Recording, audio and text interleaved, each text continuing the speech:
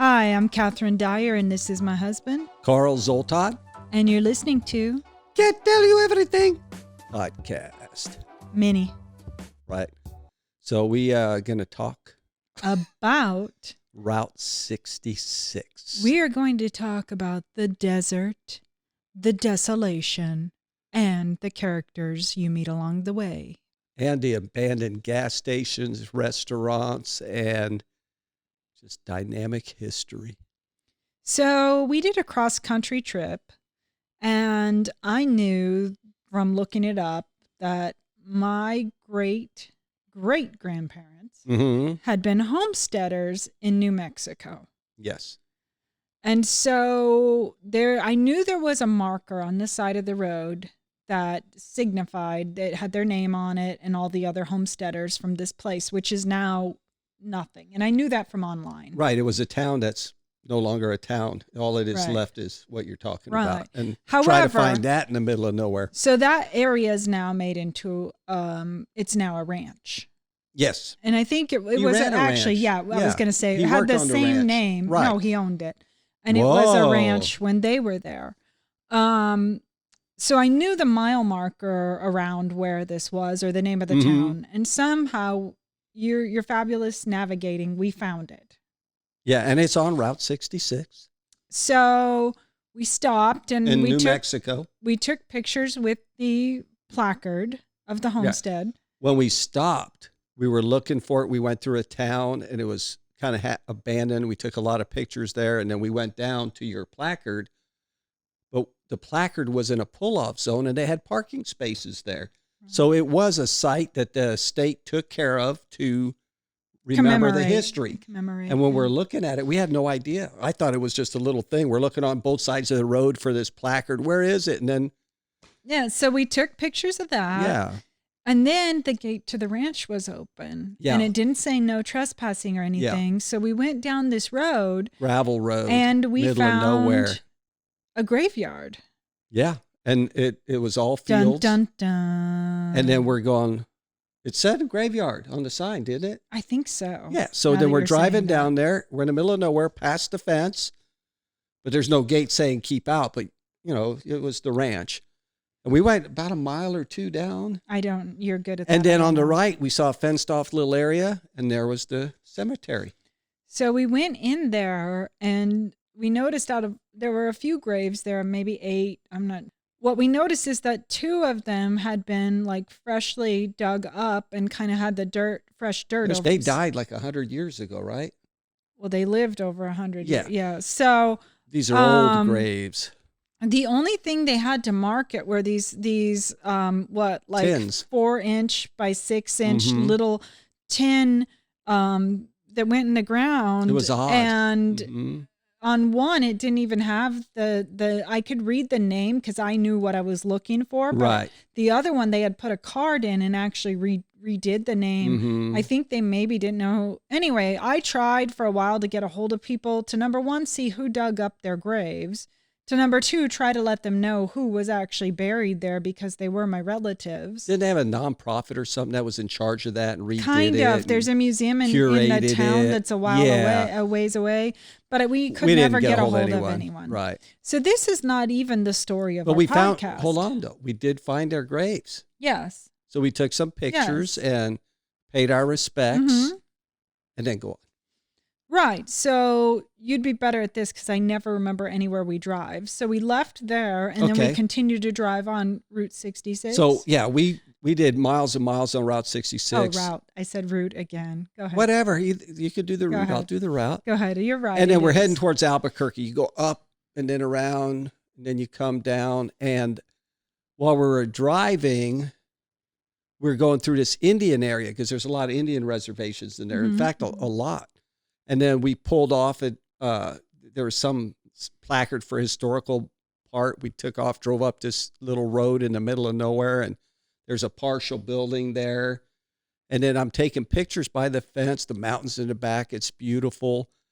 And then Kathy saw a sign that said, you have to go contact the elder down the road to the left, to the right, to get permission to shoot this sacred area.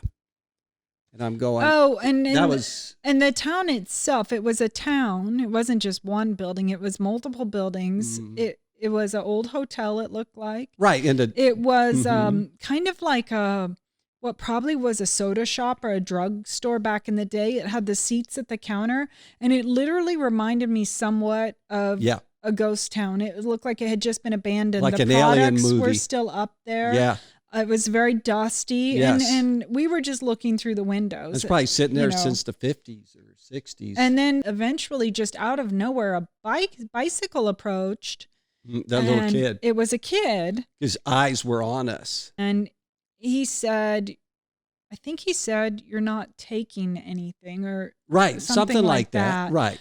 And we said, "No, just pictures," you know? And he said, "Oh, well, okay, then." I don't know if he then told us like that people aren't supposed to be there. I can't remember. He opened up a little bit. He loosened up a little bit. Yeah, no, he was very friendly. But he was clearly sent there to see what we were doing. Yes. And so we decided to leave. Yes, but there's an old gas station there. There were some nice shots there. It was right. And apparently so we moved on. You could tell it had been a town, and it was just like everyone up and left. Right. So anyways, then we move on down the road, and we're just going down, and we're being aware that we need to be respectful. We need to, everything we always are. Well, no, but what I mean is everything looks abandoned. It doesn't mean that it's not important to somebody. Or that somebody's not in there. That's good advice. Right. You could think you're at an abandoned place, and then someone may pop out. Right. So then we see right on the main road, like literally the road, and right next to it is a gas station, like you could picture back in the 50s. A mechanic shop, someone gas just station. pull right in. And they had like a little windmill thing there. Yeah, it was and very they had cool. a field next to it with all kinds of like abandoned cars, classic cars, but not a junkyard. They were like very spaced apart, and it was just it was a cool shot. We thought, that'd be cool to shoot, and we'll shoot this gas station. By itself here, really not much else around.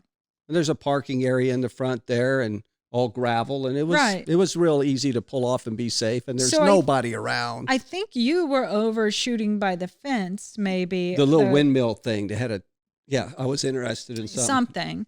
And next thing I know, a guy comes out of the gas station wearing like a white tank top. Or did he have a shirt on? Maybe no shirt. His shirt was off, dude. And just kind of like, what are you doing here? I live here. And I'm, of course, by myself, which is what you'll find if you listen to these minis. I'm often by myself, and Carl's off doing something. But I think you saw the guy was talking to me and came back to talk to him. Absolutely. I was right there. Yeah, I know. Yeah, he was a interesting character, and he was a little cautious. We're cautious because we didn't expect him to pop out. And the door he came out to, you're right there in the parking lot. There's no walking to it. All of a sudden he appeared. Right. And we're feeling each other out. And Kathy, as she does, she makes great conversation with strangers. She tears down the barriers very quickly. And then we got to a little comfort level. Well, I think I shared with him that we were doing this big trip because it was kind of our first time doing a trip like this since cancer. And then he shared with us that his mom was ill. She was in there. And that she was living there with him, and he was caring for her. Yep. They had no air conditioning. I think they just had wood to, heat. Yes. And according to him, I mean, they were really in the middle of nowhere. And he said, I really wish I had more for my mom. And at one point I went in our camper because I had a brand new shirt that I had and I hadn't worn yet with the tags. And I gave it to him to give to his mom. And then, obviously that makes him realize like we're not bad people. And then he warned us. Then he warned us about the town we had already been to and said, be careful. They don't really like strangers. Right. And he ended up just being this really, kind person to talk to. And that was the town where I saw the sign, go talk to the elder and all that. He said, they don't, and we didn't see anybody, thank God, but we just left there. So be careful wherever you go shoot, especially out in the middle of nowhere, be aware. But after Kathy talked to him, he was a nice guy. He told us he had lived in California at one time, and we started small talking.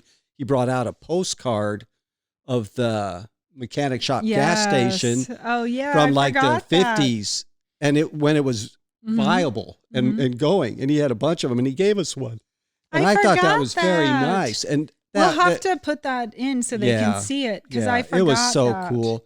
We love history, we love old things, and it And was he nice. said that he was watching the place for the owner and he Yeah. had negotiated this so he could take care of his mom Right. and live there. Right. And he said they had a lot of original things still inside. Right. And oh my gosh, the like person that loves rummaging in me wanted to go see what was still inside and how, because we had seen that other town where they had all the original items. Right, but I wasn't comfortable enough yet to Oh, go no. And I into didn't that want to door. invade on his There's space. no way.